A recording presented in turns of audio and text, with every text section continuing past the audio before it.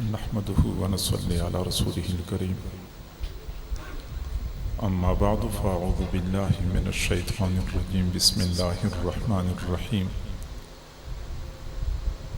يا أيها الذين آمنوا اتقوا الله وكونوا مع الصادقين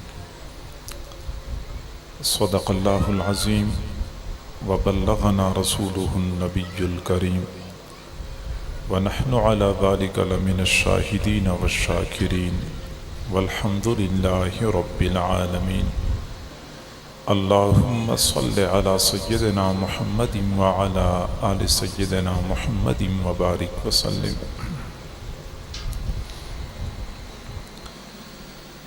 حضرت معاذ بن جبل رضی اللہ تعالی عنہ حضور صلی اللہ علیہ وسلم کے جلیل القدر صحابی ہیں. ان کی جلالت شان اور عظیم مرتبے کا اندازہ اس بات سے لگایا جا سکتا ہے کہ جب حضور صلی اللہ علیہ وسلم نے اپنے صحابہ میں سے کسی کو یمن کی طرف گورنر کی حیثیت سے بھیجنا چاہا تو نگاہ انتخاب حضرت معاذ بن جبل رضی اللہ عنہ پر پڑ گئی. حضرت معاذ بن جبل رضی اللہ تعالی عنہ فرماتے ہیں کہ جب حضور صلی اللہ علیہ وسلم نے مجھے مدینہ منورہ سے رخصت کرنا چاہا تو مجھے ہاتھ سے پکڑا اور میرے ساتھ خود پیدل چلنے لگے. کافی دور تک میرے ساتھ چلتے رہے اور اس دوران مجھے بہت قیمتی نصیحتیں ارشاد فرماتے رہے.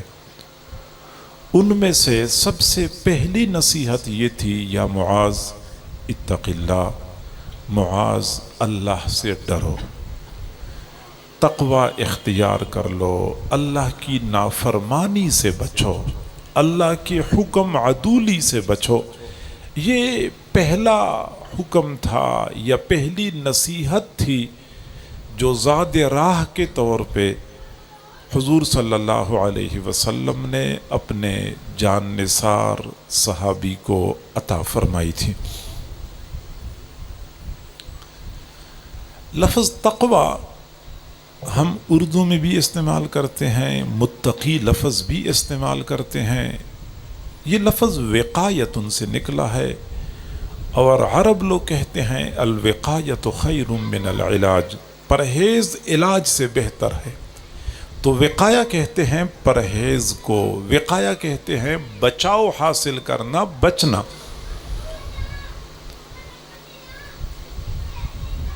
اور دین اسلام کی اصطلاح میں تقوی کہتے ہیں اللہ کی نافرمانی سے بچنے کو.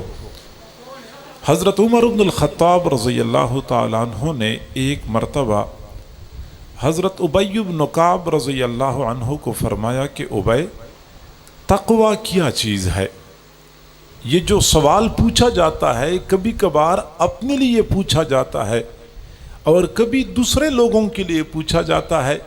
میں کسی سے سوال پوچھوں مجھے خود اس کا جواب معلوم ہوتا ہے لیکن میرا جی چاہتا ہے کہ باقی لوگ بھی سن لیں، ان کو بھی فائدہ ہو جائے.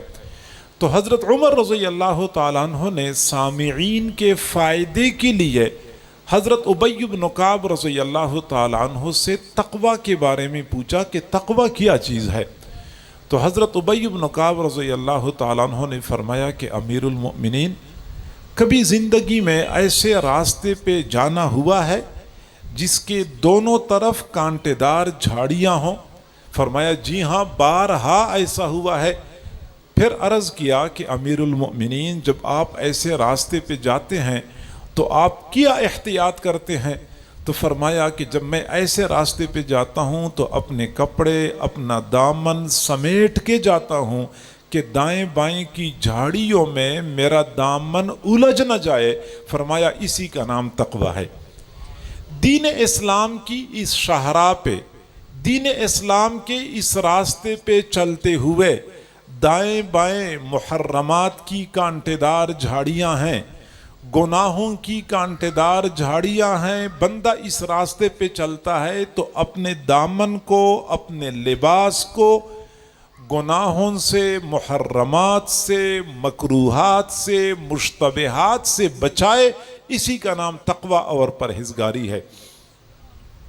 اور معزز سامعین، یہ تقوی دین اسلام میں اس قدر اہمیت رکھتا ہے، اگر آپ قرآن عظیم الشان کا مطالعہ کریں تو آپ پر یہ حقیقت کھل جائے گی کہ جیسا کہ اللہ تعالیٰ نے قرآن کو اس تقوی کے ساتھ مزین فرمایا ہے، آپ کو ہر 2-4 آیتوں کے بعد اتقوا اللہ اور اتق اللہ، یتقون، تتقون، متقین، متقون، یہ لفظ اس کثرت سے آپ کو ملے گا، یوں لگتا ہے جیسا کہ اللہ نے قرآن کو سجایا ہے اس لفظ تقوی کے ساتھ۔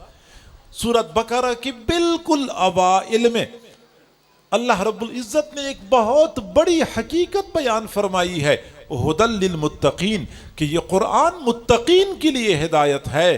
ٹھیک ہے، پوری انسانیت کو مخاطب کرتا ہے، ہر انسانیت کو رائے حق کی دعوت دیتا ہے، لیکن قرآن کی ہدایت سے صرف اور صرف وہ لوگ فائدہ حاصل کر سکتے ہیں جو تقوی کی صفت سے آراستہ و پیراستہ ہوتے ہیں۔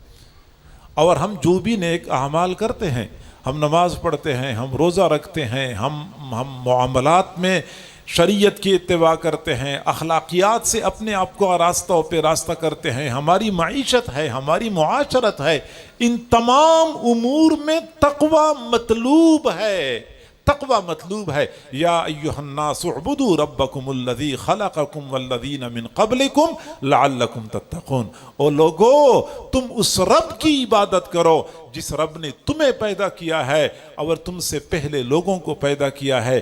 فائدہ کیا ہوگا اس عبادت کا؟ لعلکم تتقون، تاکہ تم متقی بن جاؤ، تقوی والے بن جاؤ۔ اچھا، روزہ کیوں رکھتے ہیں؟ فرمایا کتب علیکم الصیام کما کتب علی الذین من قبلکم لعلکم تتقون۔ اچھا، ہم توشہ کہیں لے جاتے ہیں تو توشہ لے جاتے وقت ہمیں کیا چیز اختیار کرنی چاہیے، کس چیز کو مد نظر رکھنا چاہیے؟ فرمایا وتزودوا فإن خیر الزاد التقوی۔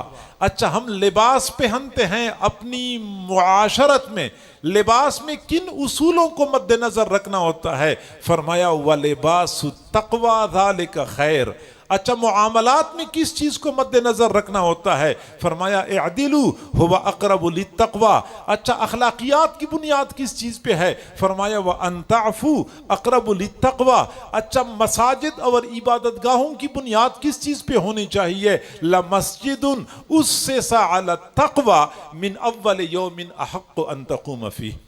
ہماری معیشت میں، معاشرت میں، اخلاقیات میں، معاملات میں، عبادات میں، زندگی کے تمام تر امور میں تقوی روح اور جان کی حیثیت رکھتا ہے۔ اگر ہم متقی ہیں تو ایک مومن کی دین میں اور اسلام میں جان موجود ہے، اگر تقوی کو نکالیں تو گویا کہ ہمارا پورا دین بے جان ہو جاتا ہے۔ تو معزز سامعین، معزز خواتین، میری ماں، بہنوں، بیٹیوں، ہمیں چاہیے کہ ہم اپنے آپ کو تقوی سے آراستہ و پیراستہ کر لیں، اللہ کی نافرمانی سے بچیں، اللہ کا حکم نہ توڑیں، مرضی مولا از ہم اولا، اللہ رب العزت کا حکم سب سے مقدم ہے۔ محمود غزنوی ایک بادشاہ گزرا ہے، نیک بادشاہ تھا، اس کے دربار میں ایک غلام تھا، ایاز اس کا نام تھا۔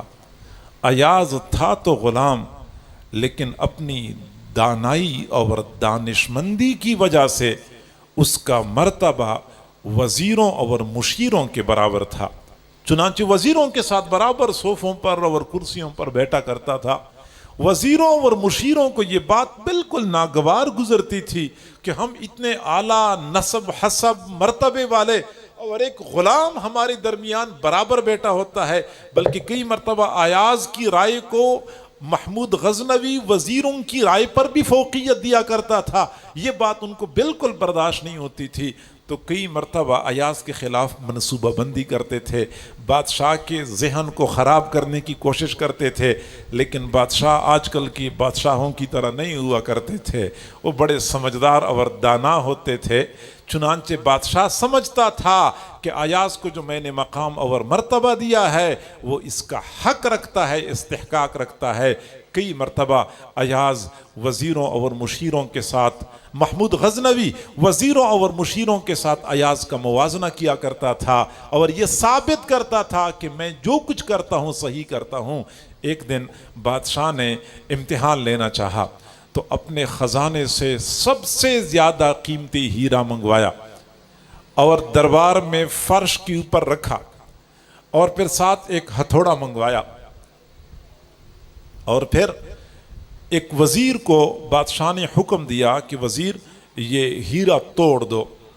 وزیر نے کہا کہ بادشاہ سلامت، میں نے آپ کا نمک کھایا ہے، آپ ہمارے محسن ہیں، میں آپ کا اتنا بڑا نقصان نہیں کر سکتا، میں اچھی طرح جانتا ہوں کہ یہ ہیرا آپ کے خزانے میں ایک ہی ہے، اتنا قیمتی ہے، میں آپ کا یہ نقصان نہیں کر سکتا۔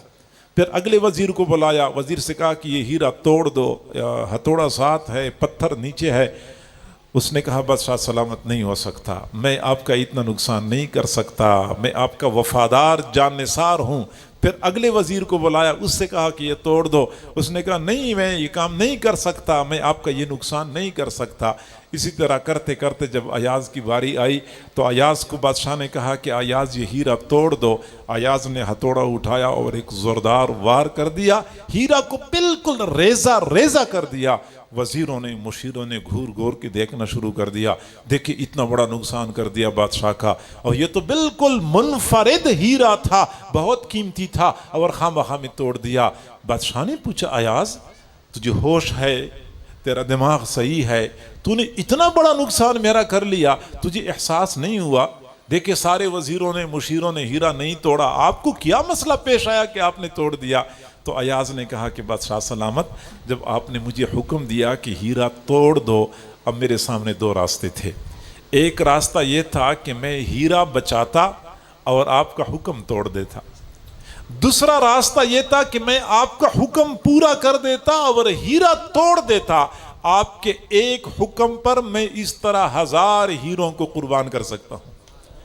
جی ہاں، ایاز کو پتا تھا کہ بادشاہ کا حکم کس قدر اہمیت رکھتا ہے، تو اگر ایک بادشاہ کا حکم اتنی اہمیت رکھتا ہے کہ اس کے حکم پہ 1000 ہیروں کو توڑا جا سکتا ہے، تو وہ جو شہنشاہ ہے، جو بادشاہوں کا بادشاہ ہے، جس کے ہم پر بے شمار احسانات ہیں، تو ہم اس بادشاہ کے حکموں کو توڑتے ہیں۔ کبھی ہم نے غور کیا ہے، آج کسی بندے کو ڈاکٹر کہہ دے کہ میٹھا نہ کھاؤ، پرہیز ہے، وہ میٹھا دیکھتا ہے دور بھاگتا ہے، نہیں میٹھا نہیں کھانا، مجھے ڈاکٹر نے منع کیا ہے۔ ڈاکٹر کہہ دے چکنائی والی چیزیں نہ کھاؤ، کبھی دل چاہتا بھی ہے پھر بھی ہاتھ نہیں لگاتا، ڈاکٹر نے منع کیا ہے۔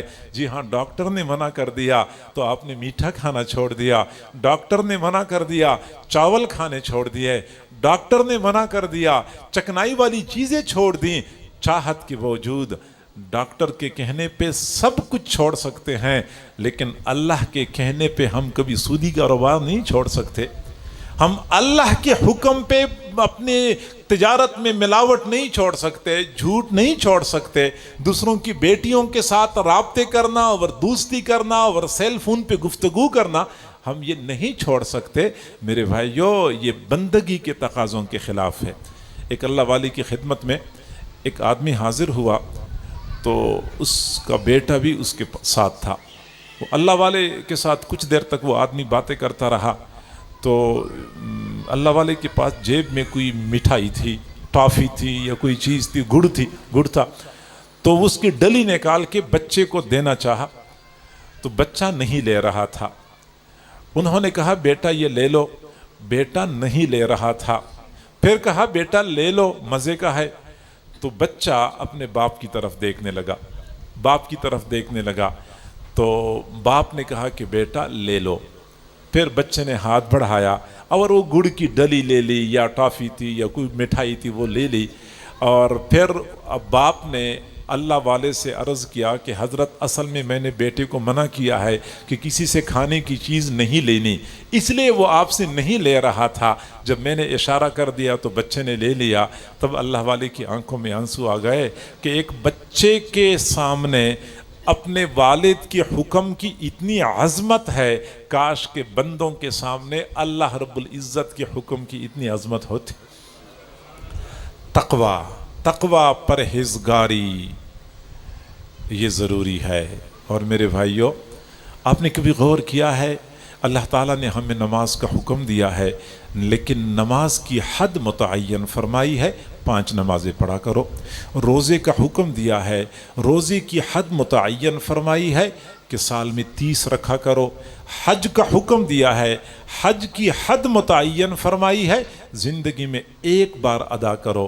لیکن جب تقوی کا حکم دیا تو اللہ رب العزت نے کوئی حد متعین نہیں فرمائی، فرمایا فاتقوا اللہ ما استطعتم، تقوی اختیار کرو، اللہ سے ڈرو جتنا تم سے ہو سکتا ہے، پوری کوشش کرو اپنے آپ کو تقوی کی صفت سے آراستہ و پیراستہ کر لو۔ اور تقوی جہاں آخرت میں بندے کو درجات عالیہ سے ہمکنار کرتا ہے، اللہ رب العزت کی رضا، جنت کے اعلیٰ مقامات، جنت کی نعمتیں بندے کا مقدر بن جاتی ہیں، وہاں تقوی کی بدولت دنیا کی نعمتیں، دنیا کی آسائشیں اور دنیا کے محامد بھی بندے کو نصیب ہو جاتے ہیں۔ چنانچہ قرآن پاک میں اللہ رب العزت نے فرمایا وَلَوْ أَنَّ أَهْلَ الْقُرَىٰ آمَنُوا وَاتَّقَوْا لَفَتَحْنَا عَلَيْهِمْ بَرَكَاتٍ مِّنَ السَّمَاءِ وَالْأَرْضِ، اگر یہ بستیوں والے، دیہات والے لوگ ایمان لاتے اور تقوی اختیار کر لیتے، ہم ان پر آسمان اور زمین سے برکتوں کے دروازے کھول دیتے۔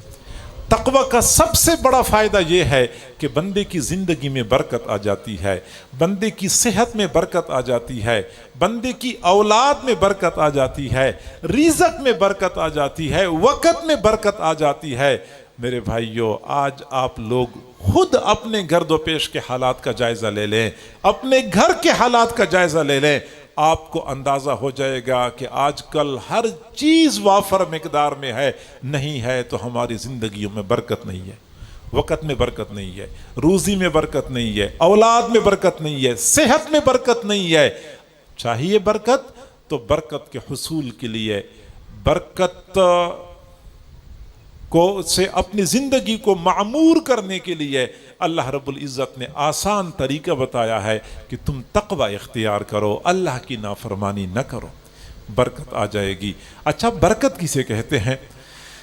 برکت اسے نہیں کہتے کہ بندہ، روزی کی برکت کہ بندہ رات کو سوئے تو اس کی جیب میں 1000 روپے تھے اور صبح اٹھا تو جیب میں 1200 روپے تھے، اسے برکت نہیں کہتے، اور ایسا نہیں ہو سکتا۔ یہ تو ہو سکتا ہے کہ آپ نے رات کے وقت قمیض لٹکائی، 1000 روپے تھے اور صبح اٹھے تو اس میں 500 باقی تھے، وہ بھی آپ کے گھر والوں نے آپ پہ ترس کھا کے آپ کے کرائے کے لیے بچائے اور 500 غائب۔ یہ تو ہو سکتا ہے، یہ نہیں ہو سکتا کہ 1000 سے 1200 بن جائے۔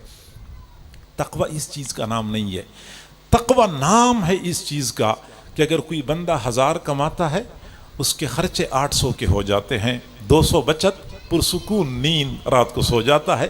اگر وہ 800 کمائے تو اس کے خرچے 700 کے ہو جاتے ہیں، پھر بندہ پرسکون نیند سو جاتا ہے۔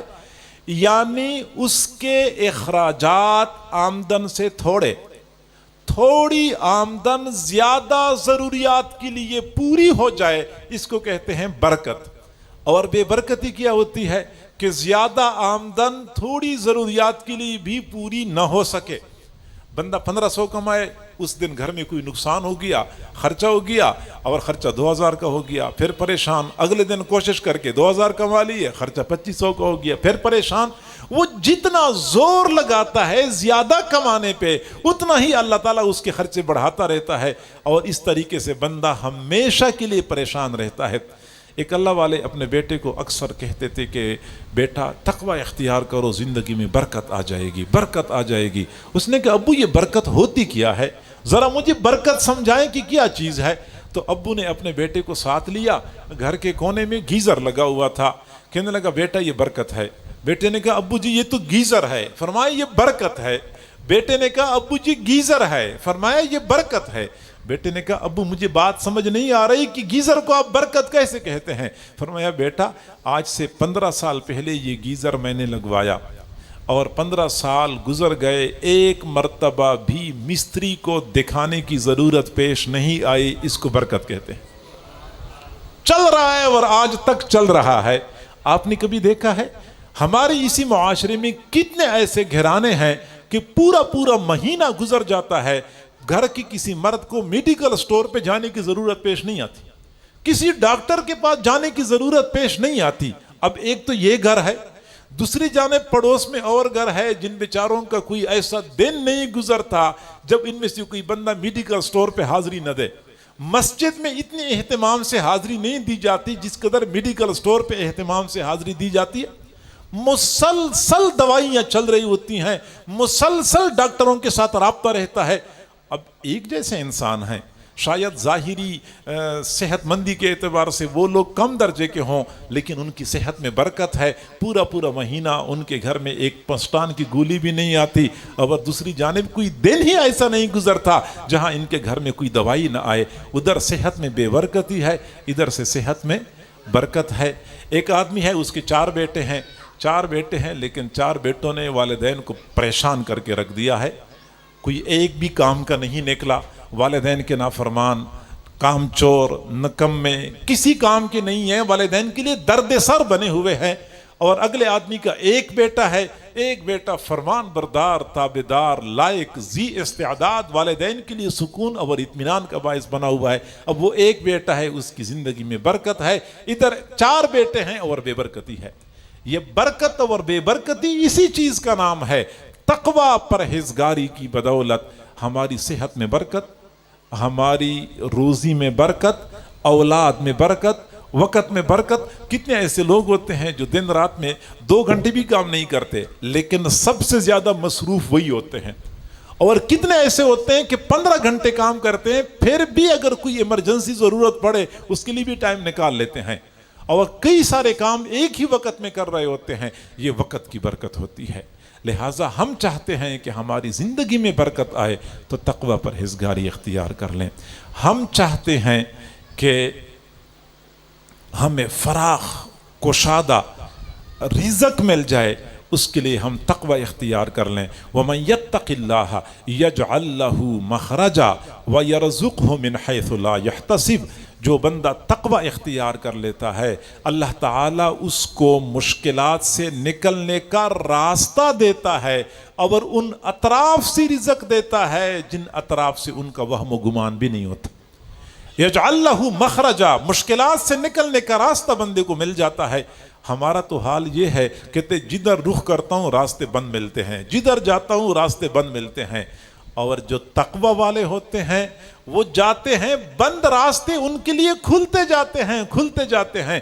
کتنے لوگ ہمارے معاشرے میں ایسے ہوتے ہیں، کبھی کبھار ناخوشگوار حالات آتے ہیں، ایسے ہر طرف سے پریشانیوں کے گھیرے میں آ جاتے ہیں، اڑوس پڑوس والے کہتے ہیں اچھا ہو گیا، پھنس گیا، اچھی بات ہے، لیکن 1-2 دن کے بعد پتہ چلتا ہے کہ مسئلہ حل ہو گیا۔ وہ لوگ حیران ہوتے ہیں کہ مسئلے کیسے حل ہوتے ہیں۔ یجعل لہ مخرجا، اللہ تعالیٰ فرماتے ہیں کہ ان کے لیے مشکلات سے نکلنے کا راستہ بنا دیتا ہے۔ وَيَرْزُقْهُ مِنْ حَيْثُ لَا يَحْتَسِبُ، اور ان اطراف سے اللہ تعالیٰ رزق دیتا ہے جن اطراف سے بندے کا وہم و گمان بھی نہیں ہوتا۔ میں جس وقت پڑھتا تھا مدرسے میں، میرا مزاج نہیں ہے اپنی کسی کہانیاں بیان کرنے کا، لیکن میں اب بتا دیتا ہوں، درمیان میں بات آ گئی۔ تو مدرسے میں پڑھتا بھی تھا اور ساتھ شہر سے تقریباً 3-4 کلومیٹر دور کے فاصلے پہ ایک بستی میں امامت بھی کرتا تھا۔ مالی حالات ایسے تھے کہ صحیح نہیں تھے تو مجبور تھا، امامت بھی کیا کرتا تھا۔ اچھا، اب شہر میں عصر تک تو سبق پڑھ لیتا تھا، پھر عصر کی نماز سے آدھا گھنٹہ پہلے میں امامت کے لیے جاتا تھا۔ مدرسے کے قریب ایک اڈا تھا جہاں پہ یہ سوزوکی ویگنے اور ڈاٹسن ڈالے یہ جایا کرتے تھے، تو وہاں میں چلا جاتا تھا، وہاں 2 روپے کرایہ ہوتا تھا اور امامت کے لیے پہنچ جاتا تھا۔ ایک مرتبہ جب میں مدرسے سے جانے لگا تو میں نے دیکھا کہ میری جیب میں 2 روپے ہیں. اب 2 روپے جانے کا کرایہ ہے اور 2 روپے وہاں سے واپسی کا کرایہ بھی لگنا ہے، لیکن میرے پاس تھے 2 روپے. خیر میں نے سوچا کہ جاتا ہوں، جانا تو مجبوری ہے، اب واپسی پہ دیکھتے ہیں اللہ تعالیٰ کوئی انتظام کر لے گا. چنانچہ جب میں اڈے پہ پہنچا تو وہ ڈاٹسن ڈالا تیار کھڑا تھا، تو میں پیچھے والی سیٹ پہ بیٹھ گیا. اچھا وہاں کا اصول یہ تھا کہ جو بندہ ڈرائیور کے ساتھ فرنٹ سیٹ پہ بیٹھے تو اس کو 4 روپے کرایہ دینا پڑتا تھا، اگر وہ پیچھے والی سیٹ پہ بیٹھے تو 2 روپے کرایہ ہوتا تھا. میرے پاس تھے 2 روپے، میں پچھلی سیٹ پہ بیٹھ گیا. اب میں بیٹھا ہوا تھا، تھوڑی دیر بعد ایک آدمی آیا اور اس نے کہا کہ استاد جی، وہاں استاد جی کہتے ہیں مولانا صاحب کو یا امام صاحب کو، استاد جی آپ آگے بیٹھ جائیں، آپ یہاں اچھے نہیں لگتے. میں نے کہا نہیں میں یہیں پہ خوش ہوں. اس نے کہا نہیں آپ آگے آ جائیں. میں نے کہا میں یہیں پہ خوش ہوں. اب یہ بات تو میں بتا نہیں رہا تھا کہ میرے پاس ہے 2 روپے. اب اس کا اصرار اتنا بڑھ گیا، نہ جان نہ پہچان، اللہ کے بندے نے مجھے پکڑ لیا، کہتا ہے آپ آگے بیٹھ جائیں.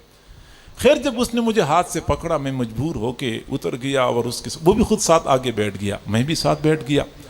اب میں بیٹھ تو گیا لیکن مجھے جو اس وقت پسینے آئے، پریشان اس لیے تھا کہ جب کنڈکٹر مجھ سے کرایہ مانگے گا 4 روپے، میرے پاس ہیں 2 روپے، اس وقت جو بےعزتی ہونی ہے اس کے لیے میں تیاری کر رہا تھا ذہنی طور پہ، اور جتنی دعائیں مجھے یاد تھی میں ساری دعائیں پڑھ رہا تھا. اللہ کی شان، وہ گاڑی چلتی رہی. ایک جگہ ایسی آئی جہاں کوئی آبادی وغیرہ نہیں تھی، جیسے کوئی چوک چوراہا ہو یا کوئی مکانات ہوں، کوئی آبادی، ایسی کوئی جگہ نہیں تھی. اب اس آدمی نے کہا ڈرائیور سے کہ گاڑی روک لیں. اس نے گاڑی روک لی. اس آدمی نے کنڈکٹر کو اپنا کرایہ بھی دیا اور میرا کرایہ بھی دیا، اور پھر مجھے کہا کہ آپ کے لیے میں نے بہت دنوں سے یہ پیسے رکھے ہوئے تھے، یہ 100 روپے آپ لے لیں. نہ کوئی جان نہ پہچان، بہت دنوں سے آپ کے لیے میں نے رکھے ہوئے تھے، مجھے آپ مل نہیں رہے تھے، آج مجھے مل گئے، میں بڑا خوش ہو گیا. تو میرا کرایہ بھی دے دیا، میرے 100 روپے بھی دے دیا. 100 سے مراد میرے 25 دن کا کرایہ بن گیا. جی ہاں، اللہ تعالیٰ ان اطراف سے رزق دیتا ہے. میں باوضو ہوں، ذمہ داری سے یہ بات کرتا ہوں. سردیوں کا موسم تھا، جب رات کو 7 بجے عشاء کی نماز ہوتی تھی یا 7:15 بجے ہوتی تھی، سردیوں کا موسم، اور رات کے 12 بجے میں مسجد کے قریب حجرہ تھا، اس میں سویا کرتا تھا. ایک آدمی نے دروازہ کٹکھٹایا رات کے 12 بجے. استاد کہتے ہیں. میں نے آواز پہچان لی، رحمت اللہ اس کا نام ہے. میں نے کہا کیا ہوا رحمت اللہ؟ رات 12 بجے کا وقت ہے. کہتے استاد ابو نے یہ پیسے دیے ہیں کہ یہ استاد کو دے دو. 200 روپے اسی وقت پکڑا دیے. یہ وہ رات تھی کہ میرے پاس کل مدرسے میں جانے کے لیے کرایہ نہیں تھا. اس نے رات کے 12 بجے، 11 بجے نہیں، 11:45 نہیں، 12 بجے کا وقت تھا، اور مجھے اس کے دل میں اللہ نے ڈال دیا کہ استاد کے پاس پیسے بھیجو. اب 12 بجے رات کے وقت کون جاگتا ہے، دیہاتی علاقہ تھا، لیکن اس نے میرے پاس پیسے پہنچا دیے. کہتے ابو نے کہا کہ استاد کو دے دو. تو میرے بھائیو، اللہ تعالیٰ ان اطراف سے بندے کو رزق دیتا ہے جہاں سے بندے کا وہم و گمان نہیں ہوتا. حضرت مولانا احمد علی لاہوری رحمۃ اللہ علیہ لاہور والوں کو خطاب کر کے فرمایا کرتے تھے، او لاہور والو، تم میں سے کسی کو دکان سے روزی ملتی ہے، کسی کو فیکٹری سے رزق ملتا ہے، کسی کو مارکیٹ سے رزق ملتا ہے. احمد علی لاہوری کو ان اطراف سے رزق ملتا ہے جہاں سے اس کا وہم و گمان بھی نہیں ہوتا. تقوی، پرہیزگاری کے نتیجے میں یہ میرے اللہ کا وعدہ ہے. میں کسی ضعیف حدیث کی بات نہیں کر رہا، میں کسی بزرگ کا قول پیش نہیں کر رہا، میں قرآن عظیم الشان کو پیش کر رہا ہوں. وَيَرْزُقْهُ مِنْ حَيْثُ لَا يَحْتَسِبُ. ہمارا حال یہ ہے کہ جہاں سے گمان ہوتا ہے وہاں سے بھی نہیں مل رہا. دکان سے گمان ہے، دکان کہتے ہیں بس دعا کریں حضرت حالات ٹھیک نہیں ہے. جو ملازمت پیشہ ہیں وہ کہتے ہیں ادھر سے حالات ٹھیک نہیں، آج کل تنہائی نہیں مل رہی. فلاں کام کرتے ہیں، کہتے ہیں وہاں سے آج کل کام خراب ہو چکا ہے. جہاں سے وہم و گمان ہوتا ہے وہاں سے بھی نہیں مل رہا. اللہ والوں کو اللہ ان اطراف سے دیتا ہے جہاں سے ان کا وہم و گمان بھی نہیں ہوتا. اور اگلا فائدہ تقوی کا، ان تتقوا اللہ یجعل لکم فرقانا. اگر تم اللہ سے ڈرو گے، اللہ کی نافرمانی سے بچو گے، اللہ تمہیں فرقان عطا کر دے گا. فرقان کیا چیز ہے؟ النور الفارق بین الحق والباطل. یہ ایک نور ہوتا ہے جو حق اور باطل کے درمیان فرق کرتا ہے. ایک مومن بندے کو ایسا نور عطا کیا جاتا ہے جس کی بدولت اس کے لیے جائز اور ناجائز میں فرق کرنا دشوار نہیں ہوتا، حلال حرام کی تمیز بندے کے لیے آسان ہو جاتی ہے۔ کئی مرتبہ ایسا ہوتا ہے کہ مسئلہ کسی عالم سے نہیں پوچھا ہوتا، کسی کتاب میں نہیں پڑھا ہوتا، لیکن جب کوئی کام سامنے آتا ہے تو دل میں کھٹکا محسوس ہو رہا ہوتا ہے کہ یہ کام نہیں کرنا چاہیے۔ یہ وہ نور ہوتا ہے جو تقوی کی بدولت بندے کے دل میں القاء کر دیا جاتا ہے، جو لمحہ بلمحہ بندے کی رہنمائی کرتا ہے۔ حضور صلی اللہ علیہ وسلم نے فرمایا اتقوا فراست المؤمن فإنہ ینظر بنور اللہ، مومن کی فراست سے بچو، وہ اللہ کے دیے ہوئے نور سے دیکھتا ہے۔ اللہ مومن کو ایک نور دیتا ہے، اس نور کی بدولت بندے کے لیے بہت کچھ دیکھنا آسان ہو جاتا ہے جو عام لوگوں کو نظر نہیں آتا۔ حضرت مولانا محمد امین صفدر اوکاڑوی رحمۃ اللہ علیہ فرمایا کرتے تھے کہ ہم اوکاڑا میں تھے، اسکول میں پڑھاتے تھے، تو اسکول کے استادوں کے درمیان ایک مرتبہ بات چلی کہ لاہور میں مولانا احمد علی لاہوری رحمۃ اللہ علیہ بہت بڑے بزرگ ہیں۔ پھر ہمارا شوق پیدا ہوا کہ ہم ان سے ملیں، ان سے دعا کروائیں، ان کی صحبت میں چند لمحے گزارے۔ ہم نے کہا یہاں سے چلتے ہیں حضرت کے پاس۔ جانے سے پہلے پھر ہم نے مشورہ کیا کہ پتہ تو کر لیں کہ واقعی اللہ والے ہیں بھی یا ویسے مشہور ہو چکے ہیں۔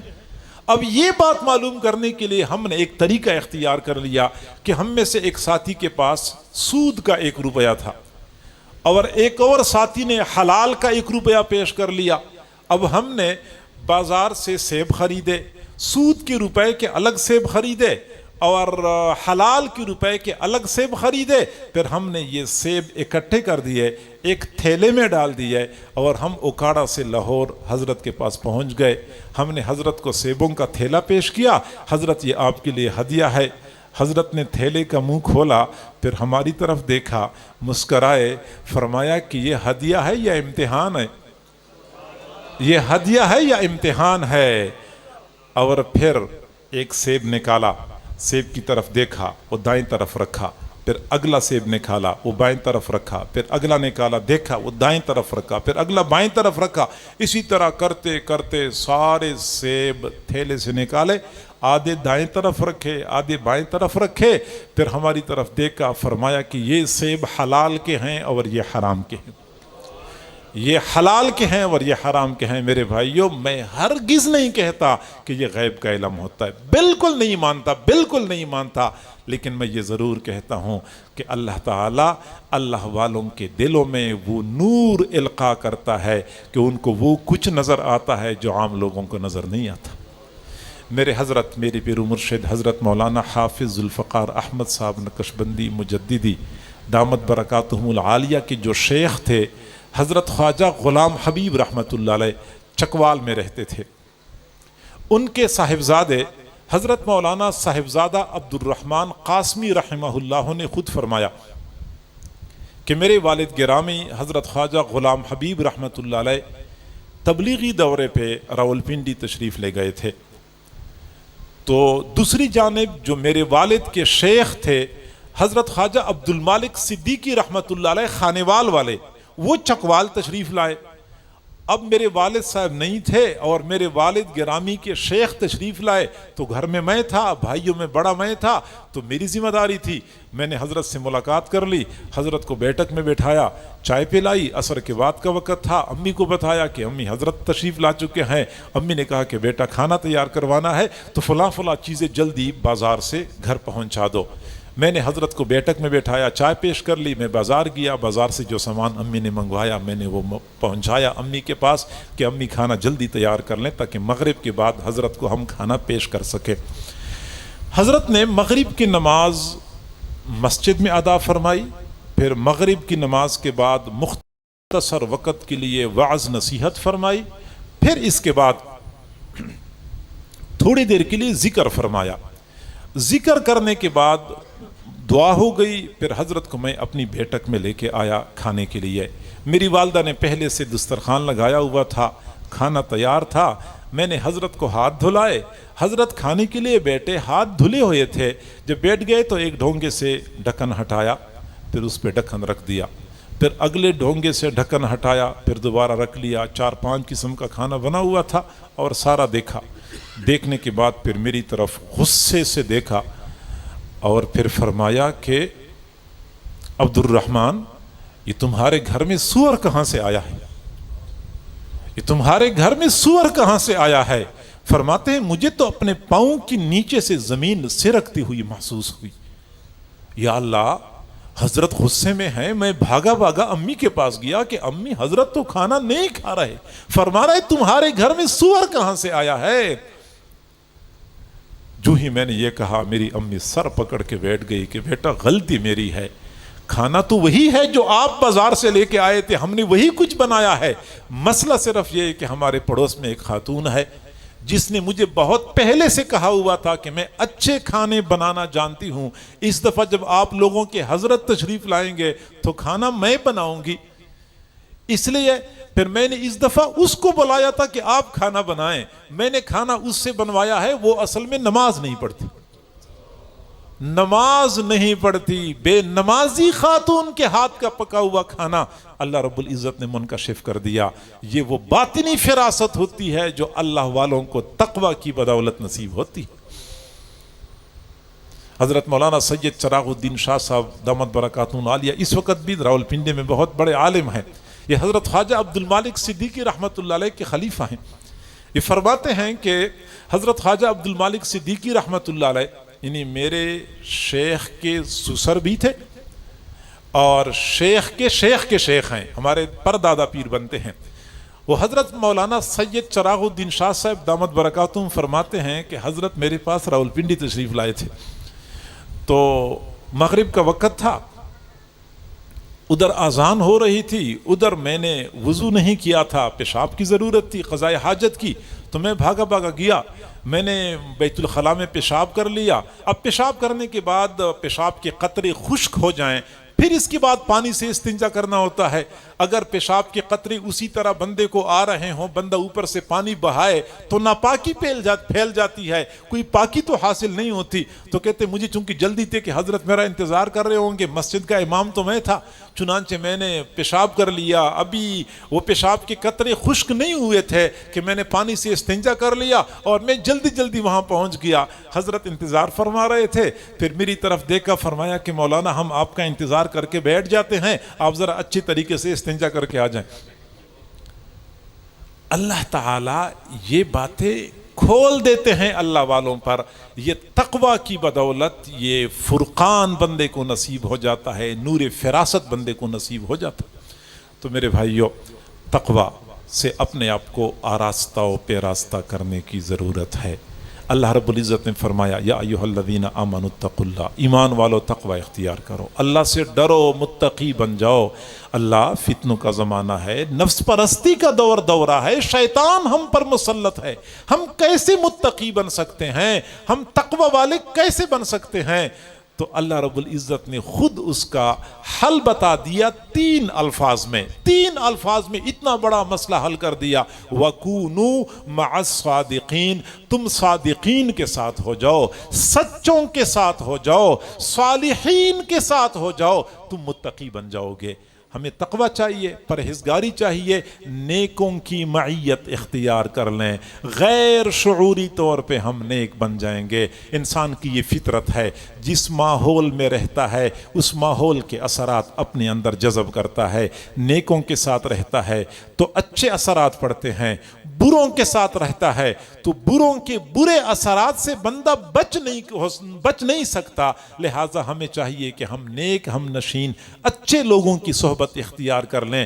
میں کہتا ہوں انسان تو پھر بھی جاندار ہے، اچھی یا بری خصلتیں اپنے اندر جذب کر لیتا ہے، بے جان چیزیں بھی جس ماحول میں رہتی ہیں اس ماحول سے متاثر ہو جاتی ہیں۔ کسی اللہ والے نے کیا اچھی بات فرمائی ہے کہ ایک گاجر لے لے، گاجر کو 2 حصوں میں کاٹ دیں، 2 ٹکڑے بنائیں، ایک ٹکڑا چینی کی شیرے میں ڈال دیں، دوسرا ٹکڑا نمک اور تیل میں ڈال دیں، کچھ عرصے بعد وہی دونوں ٹکڑے نکالیں گے، ایک ٹکڑے کا مربع بن چکا ہوگا، دوسرے ٹکڑے کا اچار بن چکا ہوگا۔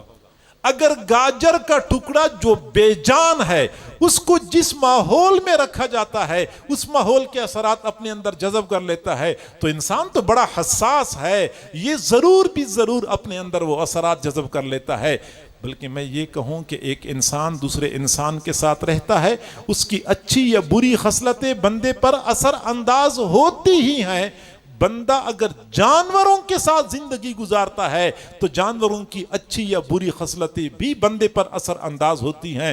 حضور صلی اللہ علیہ وسلم نے فرمایا، بخاری شریف کی روایت ہے، الا ان الفخر والخیلاء فی اصحاب الخیل والابل، سنو سنو، فخر اور تکبر گھوڑے پالنے والوں میں ہوتا ہے، اونٹ پالنے والوں میں ہوتا ہے۔ چونکہ گھوڑے میں تکبر ہے، اونٹ میں تکبر ہے، جو لوگ گھوڑے پالتے ہیں، اونٹ پالتے ہیں، ان میں تکبر پیدا ہوتا ہے۔ والسکینۃ والوقار فی اہل الغنم، مسکنت اور عاجزی بھیڑ بکریاں پالنے والوں میں ہوتی ہے، چونکہ بھیڑ بکریوں میں عاجزی ہوتی ہے۔ جو لوگ بھیڑ بکریاں پالتے ہیں ان میں بھی عاجزی پیدا ہو جاتی ہے۔ اور یہی وجہ ہے کہ حضور صلی اللہ علیہ وسلم نے فرمایا کہ صلو فی مرابض الغنم ولا تصلوا فی مبارک الابل، بھیڑ بکریوں کے باڑے میں نماز پڑھا کرو، اونٹوں کے باڑے میں نماز نہ پڑھا کرو۔ کئی ساری وجوہات علماء نے بیان فرمائی ہیں کہ اچھا بھیڑ بکریوں کے باڑے کے اندر نماز پڑھنا ٹھیک ہے، اونٹوں کے باڑے کے اندر نماز پڑھنا ٹھیک کیوں نہیں ہے؟ تو اس کی ایک وجہ یہ بھی بتائی گئی ہے کہ بھیڑ بکریوں میں عاجزی ہے، بھیڑ بکریوں کے باڑے میں بھی عاجزی کا ماحول ہوتا ہے۔ جب ہم نماز پڑھتے ہیں، نماز بھی سراسر عاجزی اور وہ ماحول بھی عاجزی والا ہوتا ہے، تو وہ ماحول نماز کے ساتھ مناسبت رکھتا ہے۔ اونٹوں کے ماحول میں تکبر ہوتا ہے، نماز میں عاجزی اختیار کرنی ہوتی ہے، تو وہ ماحول نماز کے ساتھ مناسبت نہیں رکھتا۔ آپ عاجزی کے لیے نماز پڑھتے ہیں، ماحول تکبر والا ہے، لہٰذا نماز میں وہ روحانیت حاصل نہیں ہوگی جو بھیڑ بکریوں کے باڑے میں پڑھی جانے والی نماز میں حاصل ہو سکتی ہے۔ انسان جانوروں سے بھی اچھی یا بری خصلتیں بندے کے اندر اپنے اندر جذب کر لیتا ہے، لہٰذا ہمیں چاہیے کہ ہم نیک لوگوں کا دامن تھام لیں۔ متقی بننا، پرہیزگار بننا، نیک بننا ہمارے لیے دشوار نہیں ہوگا، آسان ہو جاتا ہے۔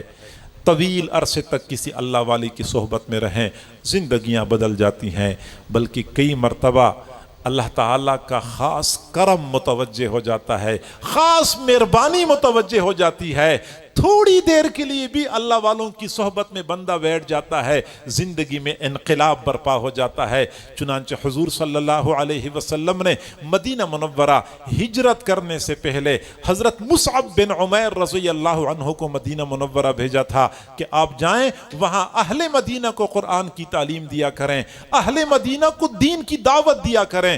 حضرت مصعب بن عمیر رضی اللہ تعالیٰ عنہ نے مدینہ منورہ میں جا کے لوگوں کو قرآن کی تعلیم دینا شروع کر دی، لوگوں کو دین کی دعوت دینا شروع کر دی۔ لوگ جوک در جوک آتے تھے اور حضرت مصعب بن عمیر رضی اللہ عنہ کے حلقے میں شامل ہو جاتے تھے۔ چنانچہ پورے مدینہ میں یہ خبر مشہور ہوئی، شور برپا ہو گیا۔ کوئی ایک بندہ ایسا آیا ہوا ہے کہ وہ اپنا اثر رسوخ بڑھا رہا ہے، لوگ جوک در جوک اس کے حلقے میں داخل ہو رہے ہیں۔ چنانچہ اس وقت اہل مدینہ کا سردار حضرت سعد بن معاذ رضی اللہ تعالیٰ عنہ، جو ابھی مسلمان نہیں ہو چکے تھے، جب ان کو خبر ملی تو وہ غصے میں آ گئے کہ سردار میں ہوں، یہ کون بندہ آیا ہوا ہے جو اپنا حلقہ اثر بڑھا رہا ہے؟ اپنے چچا زاد بھائی حضرت اسید بن حضیر رضی اللہ عنہ کو بھیجا کہ جاؤ پتہ کر لو یہ کون بندہ ہے۔ حضرت اسید بن حضیر رضی اللہ تعالیٰ عنہ حضرت مصعب بن عمیر رضی اللہ عنہ کی خدمت میں پہنچے۔ بس ایک ہی لمحے کے لیے بیٹھنے کی دیر تھی کہ حضرت اسید بن حضیر رضی اللہ عنہ کی زندگی میں انقلاب آ گیا۔ حضرت مصعب بن عمیر کی باتوں سے متاثر ہو گئے، اسی وقت کلمہ پڑھا، مسلمان ہو گئے۔ مسلمان تو ہو گئے، لیکن جب واپس آ رہے تھے حضرت سعد بن معاذ رضی اللہ عنہ انتظار کر رہے تھے۔ دور سے اسید بن حضیر کو چلتے ہوئے دیکھا، آتے ہوئے دیکھا تو دیکھتے ہی فرمایا لقد جاءکم اسید بغیر وجہہ الذی ذہب بہ منکم، وہ سید جو چہرہ لے کے گئے تھے اسی چہرے کے ساتھ واپس نہیں آ رہا، چہرہ بدل چکا ہے۔ اللہ والوں کی صحبت میں ایک لمحے کے لیے بیٹھنے کی وجہ سے دل کی دنیا تو بدل جاتی ہے، ظاہری چہرہ بھی بدل جاتا ہے۔ جی ہاں، اللہ والوں کی صحبت کا اثر ہوتا ہے۔ میں یہ نہیں کہتا کہ یہ ہمیشہ کے لیے ہوتا ہے، لیکن کبھی کبھار ایسا ہو جاتا ہے، اللہ تعالیٰ کا خاص کرم، خاص لطف متوجہ ہو جاتا ہے۔ ہمارے حضرت خواجہ سراج الدین رحمۃ اللہ علیہ ہمارے قریب کے مشائخ میں سے ایک شیخ گزرے ہیں، ان کے خلیفت حضرت خواجہ غلام حسن سواگ رحمۃ اللہ علیہ بڑے اللہ والے تھے، اور ان پر ایک خاص کیفیت ایسی طاری ہو گئی کہ جس علاقے میں رہتے تھے وہاں ہندو زیادہ تھے، لیکن ہندو جب ان کو دیکھتے تھے تو متاثر ہو جاتے تھے۔ وہ تھوڑی دیر دین کی دعوت دیا کرتے تھے، وہ کلمہ پڑھ کے مسلمان ہو جاتے تھے۔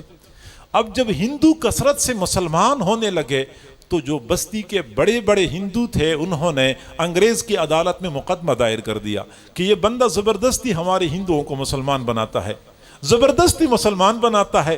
تو جج نے ان کو بلا لیا، اور جب بلایا تو عدالت میں بہت سارے ہندو بھی آئے کھڑے تھے، کچھ مسلمان بھی آپ کے ساتھ وہاں پہنچ گئے تھے۔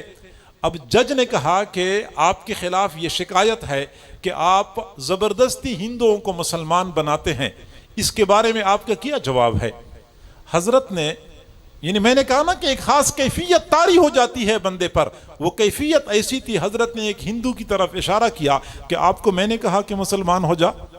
اس نے کہا لا الہ الا اللہ محمد الرسول اللہ۔ پھر اگلے کی طرف اشارہ کیا کہ آپ کو میں نے کہا کہ مسلمان ہو جا، اس نے بھی کلمہ پڑھا، مسلمان ہو گیا۔ اگلی کی طرف اشارہ کیا کہ آپ کو میں نے کہا کہ مسلمان ہو جا، اس نے بھی کلمہ پڑھا، مسلمان ہو گیا۔ انگریز جج ڈر گیا کہ ایسا نہ ہو کہ میری طرف اشارہ کر دے، اس نے فوراً کہہ دیا بس میں سمجھ گیا، میں کیس کو خارج کر دیتا ہوں۔ اللہ والوں کی ایک لمحے کی صحبت، اللہ والوں کی ایک نظر بھی کئی مرتبہ دل کی دنیا کے بدلنے کے لیے کافی ہو جاتی ہے۔ ہم اگر چاہتے ہیں کہ ہم نیک بن جائیں، متقی بن جائیں، تو اللہ والوں کا دامن تھامنا پڑے گا۔ اللہ والوں کا دامن تھام کے ہمارے لیے نیک بننا آسان ہو جائے گا۔ اللہ تعالی ہم سب کو سمجھنے اور عمل کرنے کی توفیق عطا فرمائے۔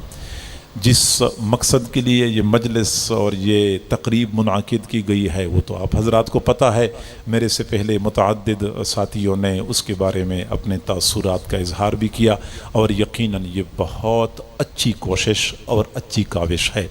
ہماری نوجوان نسل آج غیروں کے حالات، احوال اور ان کے کارناموں سے تو باخبر ہے، لیکن اپنے اسلاف اور اپنے اکابر، یہاں تک کہ حضور صلی اللہ علیہ وسلم کی سیرت اور ان کے حالات زندگی سے ہمیں کسی قسم کی واقفیت نہیں ہے، اور یہ انتہائی ضروری ہے۔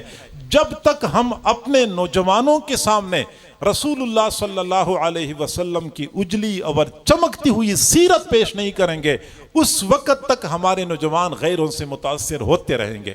اگر ہم نے اپنے نوجوانوں کو حضور صلی اللہ علیہ وسلم کی سیرت سے آشنا کر دیا تو قیامت کی صبح تک کوئی ماں ایسے بیٹے کو نہیں جن سکتی جس کی سیرت حضور صلی اللہ علیہ وسلم کی سیرت کے قریب بھی پہنچ جائے۔ ہمارے نوجوان آج دوسروں کو آئیڈیل بناتے ہیں، دوسروں کو اپنے لیے نمونہ بنا لیتے ہیں، ان کی پیروی کرتے ہوئے فخر محسوس کرتے ہیں، لباس میں، وضاقتہ میں، انداز و اطوار میں، بول چال میں۔ کیا منہ ٹیڑھا کر کے ہم انگریزی بولتے ہیں، کیا ٹیڑھے ہو کے ہم پینٹ شرٹ پہن کے چل رہے ہوتے ہیں، یہ سب کچھ اس وجہ سے ہے کہ ابھی ہم حضور صلی اللہ علیہ وسلم کی سیرت سے متاثر نہیں ہوئے۔ ہم نے اگر اپنے نوجوانوں کو رسول اللہ کی سیرت سے متاثر کر دیا، اور حقیقت میں متاثر ہونا بھی چاہیے، پھر ہمیں اپنے نوجوانوں کی ایمان کو بچانا، ان کے اخلاق کو بچانا، ان کے کردار کو بچانا ہمارے لیے آسان ہو جائے گا۔ یہ سلسلہ یہ پہلا اور آخری نہیں ہونا چاہیے، یہ پہلا سلسلہ ہونا چاہیے، اور اس سلسلے کو دوام ملنا چاہیے۔ نہ صرف یہ کہ علماء حضرات اس میں آگے بڑھے، بلکہ آپ حضرات کو بھی چاہیے کہ آپ ایک تو اس سلسلے کو آگے بڑھانے میں اپنا تعاون کریں، تعاون مدد کریں اور اپنی خدمات پیش کریں.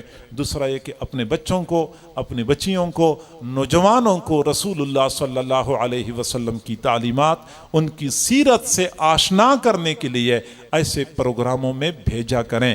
خود بھی شرکت کر لیا کریں. میرے خیال میں یہ فری کورس ہوتے ہیں نا، کوئی ایسا ہی ہے نا؟ جی ہاں، ماشاءاللہ. آپ کسی یونیورسٹی میں پتہ کر لیں کوئی فری کورس ہے کہیں، کسی اکیڈمی میں پتہ کر لیں، کسی انٹرنیٹ پہ پتہ کرے کوئی فری کورس ہے. میرے خیال میں کوئی نہیں ہوگا. یہ علماء طلباء ہی تو ہیں جو بغیر کسی معاوضے کے بے لوث خدمات پیش کرتے رہتے ہیں. لہٰذا ہمیں چاہیے کہ ہم اس سے فائدہ اٹھائیں. اپنے بچوں کو، اپنی بچیوں کو خاص طور پہ انگریزوں کی تعلیمات اور لارڈ میکالے کی میراث کے پیچھے ذلیل کرنے کی بجائے، ان کے پیچھے بھگائے رکھنے کی بجائے حضور صلی اللہ علیہ وسلم کی بہترین سیرت سے آشنا کر دیں. وَأَحْسَنُ الْهَدْيِ هَدْيُ مُحَمَّدٍ صلی اللہ علیہ وسلم. بہترین سیرت میرے محبوب صلی اللہ علیہ وسلم کی سیرت ہے. تو اپنی اولاد کو بھی اس سے آراستہ پہ راستہ کر لے، خود بھی اس کی کوشش کر لیا کرے. اللہ تعالیٰ کورس پڑھانے والوں کی خدمات کو شرف قبولیت نصیب فرمائے. اور جنہوں نے پڑھا ہے اللہ تعالیٰ فقط پڑھنے تک محدود نہ رکھے، بلکہ آگے ان تعلیمات کو زندگیوں میں اپنانے کی توفیق عطا فرمائے. وآخر دعوانا ان الحمد للہ رب العالمین.